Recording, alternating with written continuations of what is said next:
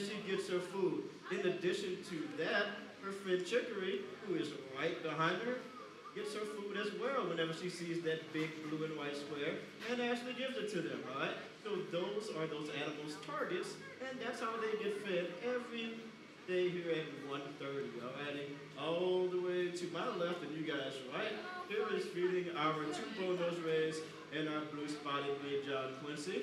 He has a black and white target. She'll put that in the water, and those rays will swim up and get their food. And right next to me, my friend Hillary is feeding our little-nosed guitar fish. She will put that purple object in the water, and wherever Jolene is, she will find that object, swim up, and get her food. Now, it's kind of interesting sometimes. You might have noticed I didn't mention two animals. We have sharks in here.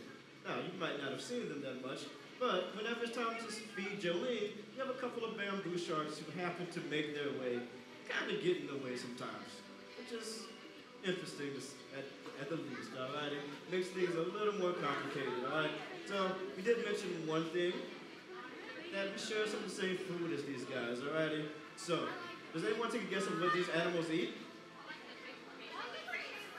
Okay, that is correct. So these guys get shrimp and they'll get small fish, okay?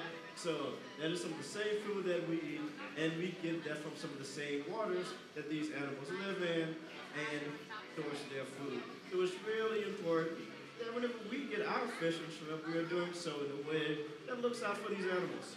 So we want to make sure that we are sustainably fishing, all right, for our seafood and for our shrimp.